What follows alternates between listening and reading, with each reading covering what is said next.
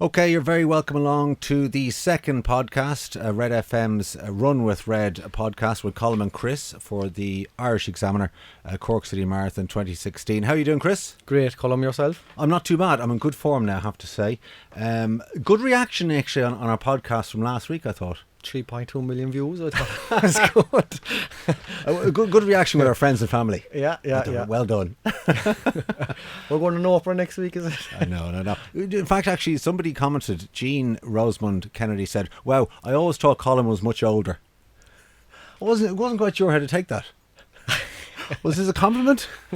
I'm taking it so I'm worldly wise. I thought she said she didn't realise how good looking you were. No. Maybe it's just that I come across so knowledgeable and wise. I don't know what it is, but yeah, good reaction. So yes, a weekly podcast from now until the Irish Examiner Cork City Marathon, Bank Holiday Monday, June 6th, and we'll do this every week. Like we did last week, and it'll come out I think on a Tuesday, and you can get to it on Red FM's Facebook page and of course redfm.ie, and we'll be tweeting it as well, so do get in touch if you'd like us to cover anything got to do with running, athletics. Get in touch. You can email marathon@redfm.ie, and you can tweet us as well using the hashtag runwithred, and we'll get to it then. So good day yesterday. Another fantastic day, and the numbers are growing. Absolutely. It's getting more positive. It is. And another beautiful, beautiful day for our run yesterday. It's definitely meant to be anyway. I always check the weather first. But it was beautiful. Yeah. So and the numbers are going up, and it's great to see people. It's great to get out. A friend of mine joined us yesterday, a chap called Mucka. Michael Toomey is a very, very dear and old friend of mine, and I never thought I'd see him in a pair of runners running around the leaf fields. And shorts. in daylight. Fine pair of legs. But it's great. If I do nothing else for this Cork City Marathon, and if I get nobody else running, I will be happy. For me, it's a victory to get Mucka out there. And he's not only did he join us yesterday, he's also going to be on my team for the relay. So I mean, it's a win-win situation. So I'm delighted to see it out there. Some new faces out there. A lot of new faces, yeah. As you say, Michael, knowing stuff like people just. They were afraid to come, and I think the podcast and people generating good stories about you don't have to be elite. This is very much targeted at people that haven't come out, but it definitely give peace of mind to like some Mucka and other people. And I know there was some other people there who had never run outdoors, never run before, so it was great to have them along. So we're doing it each and every Saturday morning at 10 a.m. I'm going to stick to the straight road actually, because it's kind of handy around the leaf fields. Good loop, good parking, and it's nice and open. Yeah, absolutely. And it's part of the course, so people can familiarise themselves with it. Yeah, it will be part of the course. So just there's a car parking down the end of the straight road between the Kingsley and Victoria Cross, and all welcome. You don't have to be registered as course for Run with Red. If you'd like to come along, all are welcome in all levels and all ages and all shapes and all sizes. We won't hold it against you. No, absolutely not. We want to go through a few tips today, this Correct. week. You made a great point last week, and indeed this week, regarding conversational pace. If you're starting off, and you know what, even if you're not starting off, it's still very handy to run if you're running with people, to be able to talk at the same time. Correct. That's imperative, really. That's your gauge. That's your gauge. Yeah. The minute you start to feel that you can't speak anymore, pull back a little bit. Not because you're talking for too long, but it's because sometimes actually when you're talking so much, it actually wears you out. It does. Do you get that? I do, yeah. Oh, mind you, when I run with you, no, actually, you do most of the talking. No, you do all the talking. But and that goes for all levels actually, the conversational pace. I mean, you could be doing, I remember running like 10, 20 miles with you, and we could be doing 7-minute miling, and if, we'll be chatting, and if we stop chatting, it's like, are we going too fast? Correct. Yeah. And even when you're with someone as well, when you're starting off, when you are chatting, the run goes a lot easier because your mind is focused on the conversation and stuff around you, and you're just talking about whatever. Before you know it, you've racked up 20, 30 minutes, 40 minutes, and then the run's over, and it's just. Exactly. It's good. It makes it go quick. Actually, somebody mentioned to me yesterday that they couldn't run more than 15 minutes on a treadmill or 20 minutes on a treadmill because it's so boring, it's so dull, and you're looking at the clock timer going up, and you're looking at your distance going up and the clock, and it's just kind of dull. Whereas if you're out there in beautiful weather, out beside the River Lee, time flies. But I will have to, my own personal point against that, if you are time poor, and the weather's bad, and for whatever reason you cannot get out, you've a new child, a new baby, a new arrival, or whatever, and you just can't get out. I do have a treadmill at home. Have you? For those reasons, for those times I can't get out, so I just throw a towel over the gauge, and turn the music and just have a run on the treadmill, because I still want to go for my run. Okay. So there's no excuse for me not being able to go for a run because I have the treadmill. So like, it's definitely, while it can be boring for some people, for me it's just to say, right, I can't go for a run because I'm time poor on a particular day. So it's another way of getting my run in. Okay, well, absolutely, you can get it in. You know, we run come rain, hail or shine. Now, after the last 2 weeks, it's been beautiful weather. But you know, you got to run in windy weather or rain as well. And I always find, you know, people find motivation hard. They find getting out of the house hard.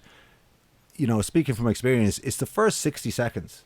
You just have to get over, because after 60 seconds, it doesn't matter if it's windy or raining or wet or whatever. It's fine after 60 seconds. That's the only hurdle you got to get over. Correct. Yeah. Or some people, it's just closing the door behind them. Yeah. And taking the first step. But no, you're right. It's the first few steps. You know, first minute. After that, you're out. You know, it's just the negativity's gone. Exactly. It's forgotten about. And you kind of get used to it. Even if it's raining, you kind of get used to that. It's rain. my best run. Yeah, I love running in the rain. Absolutely. I love the stairs. Yeah. But on lunatic. But on another tip or advice, I mean, again, is wear appropriate gear. It's very important. This, and I yesterday, it might have been beautiful weather, but I was wearing a hat and gloves. Because, and you know, somebody said to me, "Oh, well, are you not too warm?" And I was like, "No. When I'm too warm, I'll take them off." Yeah. Exactly. You can never overdress running. You can underdress. Do you know? So you can. You had a hat yesterday. You can take off the hat, put it into your pocket. Yeah. I usually run with gloves. Again, when it gets too warm, I put them into my pocket. So they're always there on standby. They're usually on me. And then when I get too warm, I take them off and put them into my pocket, and I'll keep going in, like, you know, because you don't want to be fighting the elements of being too cold either, you know. That's just another negative block for someone going out. You often see someone like with a pair of shorts and it's just -2 degrees. But you know, it seems kind of obvious, but you know, wearing the appropriate gear is very, very important. And it's also, you know, build up in layers. You know, don't wear to. Did you? My first time, I ran in a woolly, non-sweat-proof jumper, like you ran in a woolly jumper. After about 5 minutes, I was there going, yeah. I was actually, there was sweat was pouring, and it was actually quite a cold day. The sweat was just kept on gushing down, and when I got home, I was actually wringing. I was just soaking, and I wasn't wet, but just because it wasn't the appropriate top. Usually dry fit gear, sweat proof. Usually your Adidas, your Nikes, your Asics, you know, they're all.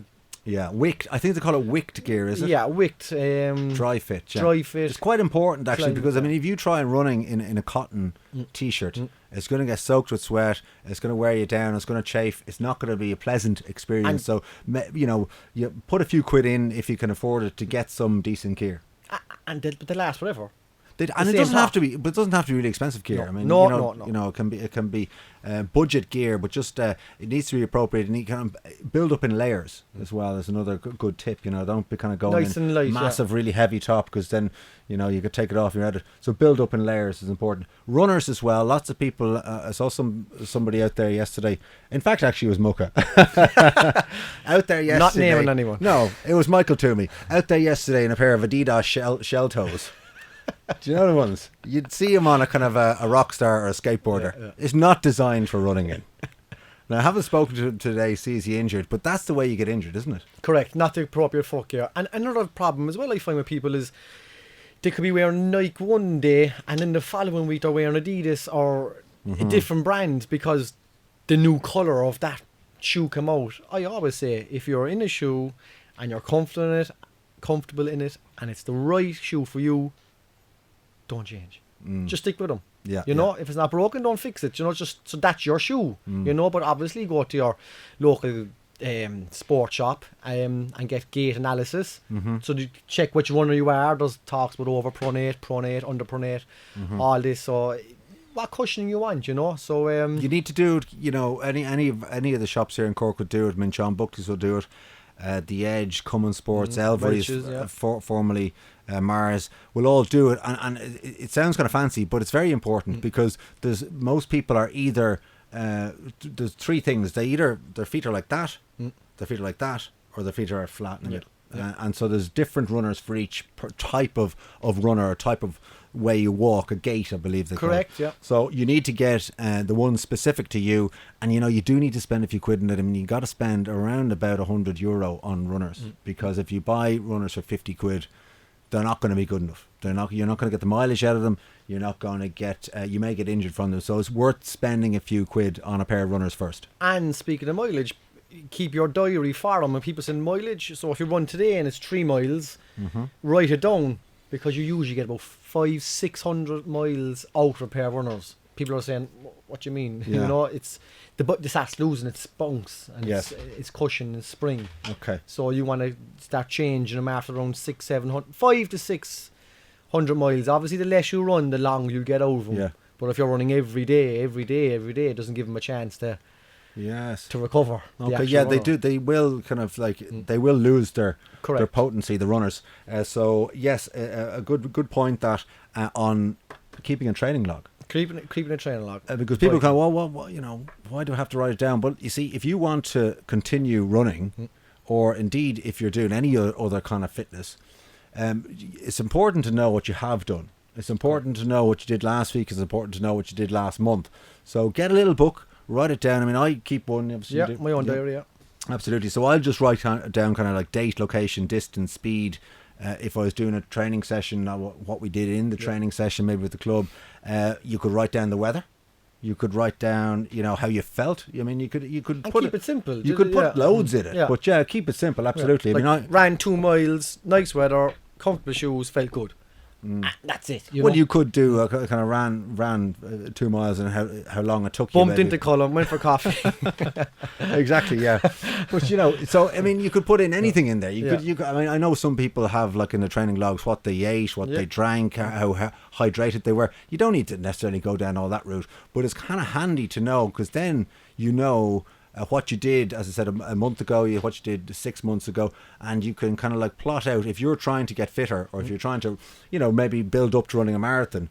It's handy to know what you have done, and then you can kind of build up in increments. You're monitoring what you're doing, and you're monitoring on your improvements, or you're monitoring. You can go back over the weeks and say, "Geez, I didn't realise 3 weeks ago I did a savage week of training, and I was working hard that week, and life happened for whatever reason. It could be whatever personal situations you were dealing with, and you were under stress. So then you go, oh, that's why you got injured, because you can keep a log. You can just track it. It's not just for elites, it's for every absolutely range. Not. And we were speaking to people who are doing not just running, they're doing maybe they're doing spinning, or they're doing Zumbas, or they're doing kettlebells or Pilates. So if you're doing lots of different things, you should be writing them down so you don't overtrain, because it's quite easy when you're getting into kind of fitness, not just running, to do too much. Yeah, you can get into a rut of doing too much, as you say, too much of the one thing, and not varying it up, Yeah, absolutely. And I mean, again, if you get ill or if you get injured, you might be able to look back and go, well, what did I do that week? But that's a good point about getting ill as well, Colm. One of the first things I was told as well, get a checkup. Go to your doctor, just get a checkup. Because we won't name no names, but a friend of ours was going a couple of years ago with the Olympics, and he found out that his ferritin levels were low, and his serotonin, so that's iron for his iron levels are low. So it's nice to get a checkup anyway.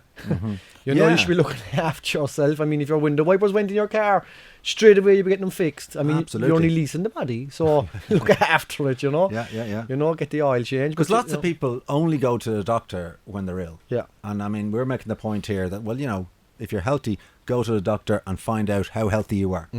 Find out if you're deficient in that, and find out, how your heart is, all that kind of stuff. Get an MOT. Exactly, because you could be pushing on, and you could be starting a new training regime, and you might get a bit disheartened if you find you're working too hard for small results. But it could be something else. 9 times out of 10 it's not. But it's just nice to, just tick the box. It's a bit like conversation based. Get a checkup, just normal things that when you get into sport, no one kind of says to you, But it was a very good tip I got when I started. My uncle said, look, get a check-up. You're going to start training now, and my goals were different, but just because my goals are different doesn't mean they're the same as anyone else's. So, absolutely. You know, I thought it was a very good tip. And actually, I mean, would you go and get a checkup? Every year. Once a year, yeah. Especially when get a blood test.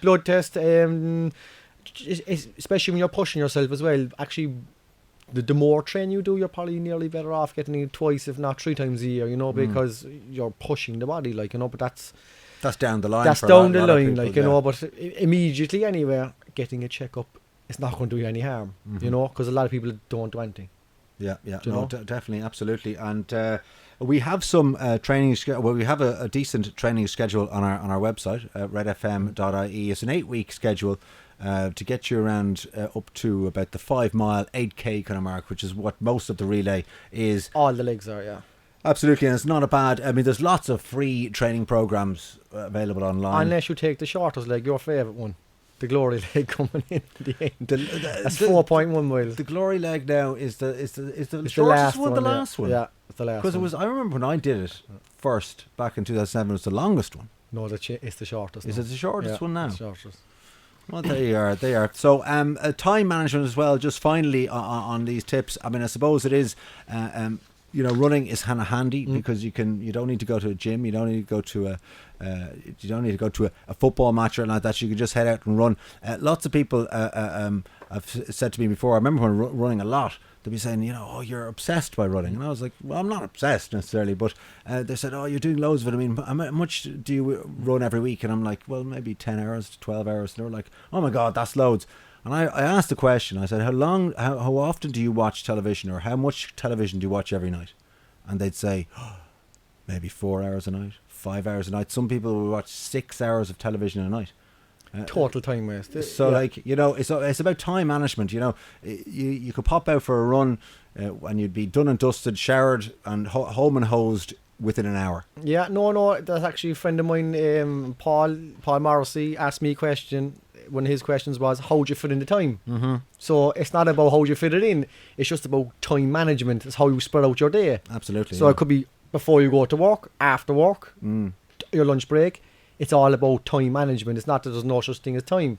That's just a roadblock. Yeah. You do a lot before work, would you? Oh yeah, 5:15 in the morning. That would be one of my best times to get up, because just with work and with the kids. So it's probably one of my better times to go out, you know. If I'm in full training mode, I go out in the morning and the evening, but my longer stuff will be done in the morning. So that's my best time, like. Yeah, so it's about time management, you know. If you think you don't have the time for daily exercise, you know, have a look at what you're doing. Have a look at how much TV you watch every night, you know, because you don't want to stop it. You want to, you know, stop all your leisure time and, you know, just go trading 24/7. But you have a look at your times and what you can do, because you'll probably find out that there's plenty of time within your day for it. And running, I love. It's like an analogy of life. It's like if this was your money, you know, and you were spending on taxis every day or cigarettes every day. I mean, and you did a budget plan, you say, oh my God, this is what I spend on. I don't cycle to work, I don't have my own car to work, but I spend this on public transport, I spend this on cigarettes, I spend this, I eat out every day.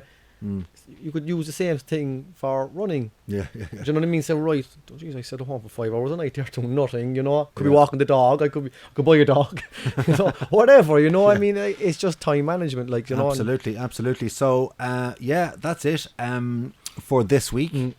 Thanks a million, Chris, for making time again. If you have questions or would like to get in touch with us, you can email marathon@redfm.ie, and as I said, you can tweet using the hashtag runwithred. And if you want to get registered, of course, redfm.ie/runwithred for charity. All our charity partners' details are on the website as well. And that's looking forward to the Irish Examiner Cork City Marathon on the 6th of June. And just one final mention as well for anybody getting into running. Handy website and a handy blog is the Cork Running blog spot. John Desmond, very important person in the Cork and Irish running scene, to be honest.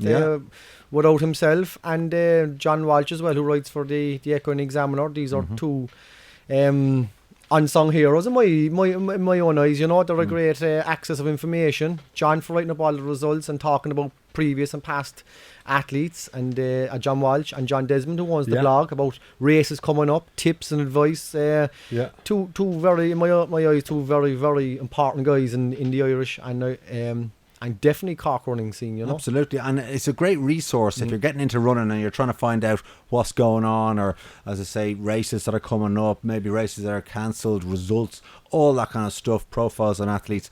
corkrunning.blogspot.ie. Just Google Cork Running and you'll get their blog. And of course, they're on Facebook as well, Running in Cork on Facebook. Give them a like and you'll get it direct to your news feed as well. Correct, yeah. Chris, thanks a million. Good man, Colm. And we'll talk to you next week, and we'll run with you next Saturday as well. So say goodbye.